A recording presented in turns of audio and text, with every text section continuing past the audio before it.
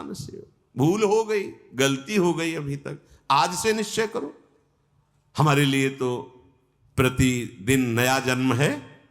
आज हमारा नया जन्म समझो। सत्संग सुना तो सत्संग में हमारे नए जन्म का प्रादुर्भाव हुआ। अभी तक जो हमारी गंदगी थी पीछे के जन्म में हम भूल जाते हैं। आज से इसी क्षण से हम नया जीवन अपना बनाते हैं, अध्यात्म मार्ग का जीवन बनाते हैं और ऐसा निश्चय करते हैं जो टूटे न। निश्चय में बहुत बड़ी सिद्धि है। देखो पिंगला जी का जैसे बताया, तैसे भागवत में एकादश स्कंद में तितिक्ष ब्राह्मण का देखो। गृहस्थी में रहते थे, लड़के बच्चे थे, खूब धन कमाया और बड़े ही कंजूस स्वभाव के थे। न परिवार को भोगने देते थे, न स्वयं भोगते थे। अब कुछ ऐसी विपरीत परिस्थिति आई, सब दिन होत न एक समान, राजदंड उन पे लागू हुआ तो काफी अर्थ तो टैक्स में चला गया। फिर परिवार के जनों ने देखा कि ये तो कंजूस है, 1 रुपया भी नहीं देगा। वो लोग इधर उधर से हाथ मार के फिर आग लग गई। अब परिवार वालों ने उसका त्याग कर दिया, केवल अकेला, कोई उससे प्यार नहीं करता, अर्थ उसके हाथ से चला गया सब। अब विचार किया कि मेरा पूरा जीवन निकल गया, उत्तम वर्ण में जन्म हुआ था, वृद्धावस्था गई, अब क्या होगा, क्या होगा। जिनको मैंने पाला पोषा, जो बड़ी मेहनत से धन कमाए, तो सब नष्ट हो गया। परिवार वाले कोई देखते ही नहीं। जानते हो उसका निश्चय, देवता इस बात के साक्षी हैं कि आज से मैं अपने जीवन को श्री भगवान के चरणों में समर्पित करता हूं, सब कुछ सहूंगा और निरंतर भगवान का भजन करूंगा। वो इतना बड़ा महापुरुष उसी निश्चय से हो गया कि भगवान उद्धव जी को उसकी कथा सुना रहे हैं।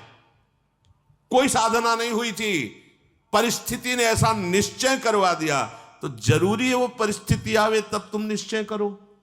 क्या सत्संग में तुम निश्चय नहीं कर सकते तो परिस्थिति का इंतजार करोगे कि ऐसी विपत्ति आवे, ऐसी ठोकर लगे, ऐसी दुर्दशा हो तब तुम निश्चय करो? अरे उसके पहले ही निश्चय कर लो तो दुर्दशा काहे को होगी।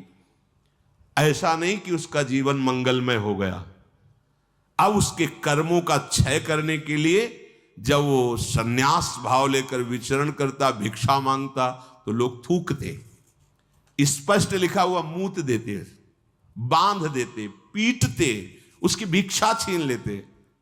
पर वो अंदर अंदर विचार करता, नहीं, किसी का दोष नहीं है इसमें किसी का दोष नहीं।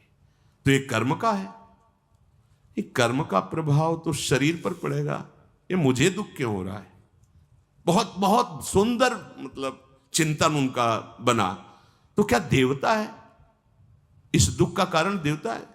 नहीं, देवता भी तो केवल हमारे शरीर को ही पीड़ा दे सकते हैं।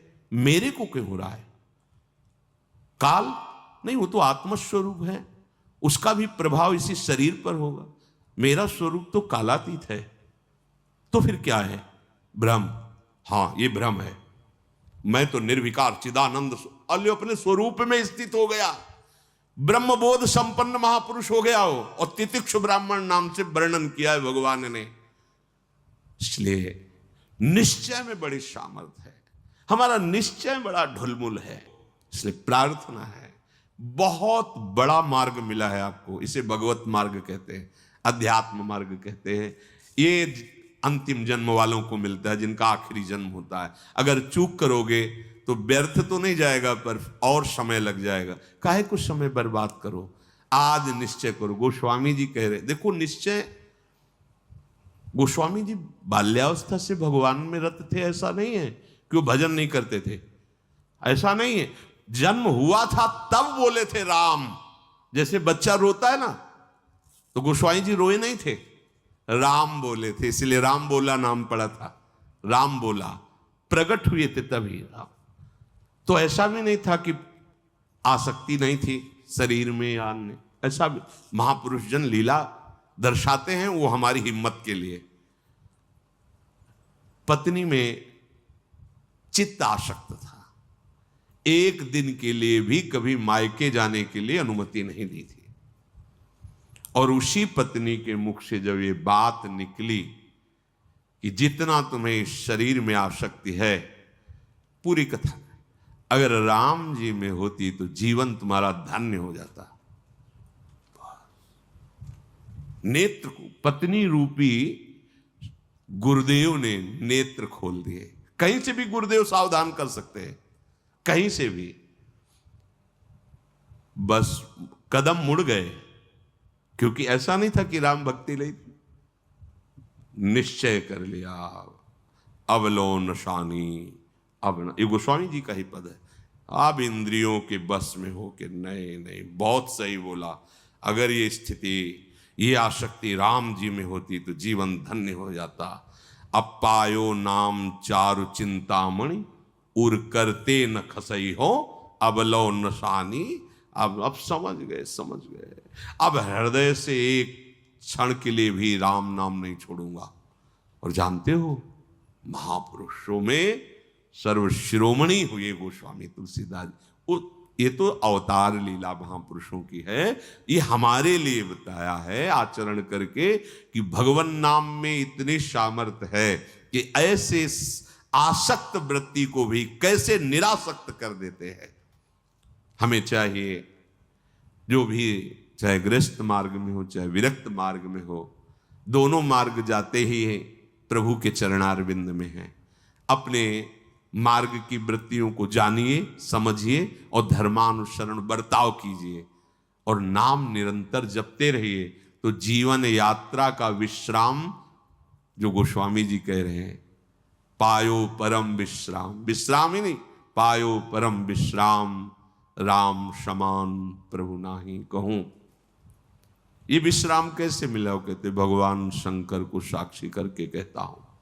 अगर थोड़ा भी मिथ्या हो तो हमारी जीभ गल जाए, मेरा जो कुछ भी बना राम, ये दो अक्षर मेरे माई बाप हैं, इन्होंने ही हमें, बस आप हृदय की बात महापुरुषों के, ये दो अक्षर राधा, यही देख लेना आप। चलो देखो,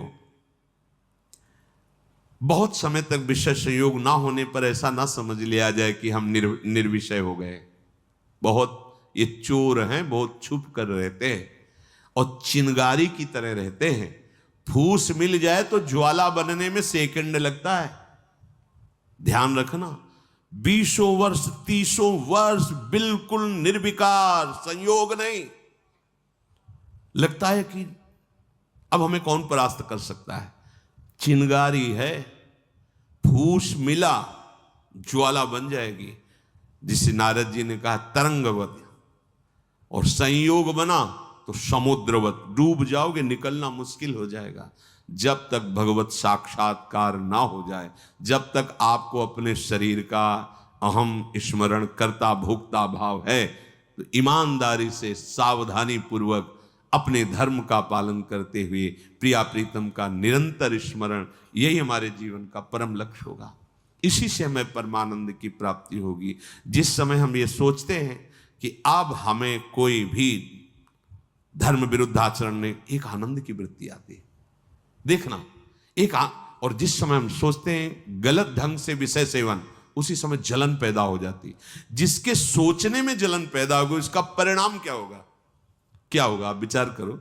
जिसके सोचने में हमारे जलन हो रही, तो उसका परिणाम तो ज्वाला होगा। धर्म से चलो। चक्रवर्ती सम्राट महाराज अम्बरीश जी चक्रवर्ती सम्राट होते हुए भक्तों के शिरोमणि हुए। आप क्या भगवत आनंद प्राप्त नहीं कर सकते गृहस्थ में रहकर? ये उद्दंड लोगों की बातें नहीं सुननी चाहिए। जैसे आप, अरे ये तो बाबा जियों के लिए है, सन्यासियों के लिए, हमारे लिए थोड़ी नहीं। भाई, मनुष्य जन्म सबको भगवत प्राप्ति के लिए, भगवदानंद में। देखो, आपके अच्छे आचरण हो, आप जितेंद्री हो, आप नाम जप कर रहे हो, आप कोई नशा नहीं करते, सबकी सेवा का भाव है, तो राम राज्य नहीं हो गया? सब आनंदित रहेंगे, सब प्रसन्न रहेंगे, सबका हृदय सत्य और धर्म से युक्त रहेगा। यही तो आनंद का स्वरूप है। जब आप शास्त्र और सत्संग स्वीकार नहीं करते, तो आपके अंदर आसुरी वृत्ति बढ़ती, राक्षसी वृत्ति, और फिर देखो अपने को दुखी, अपने परिवार को दुखी, अपने नगर को दुखी, अपने देश को कलंकित, क्या क्या नहीं करवा देती है राक्षसी बुद्धि। इसलिए भाई, ये सत्संग, गृहस्थ विरक्त जो भी जहां भी है, सबके मंगल के लिए वहीं रहो, वहीं रहो, प्रभु के होके रहो। दूसरों को दुख पहुंचाने वाली बात, चेष्टा मन में भी मत लाओ।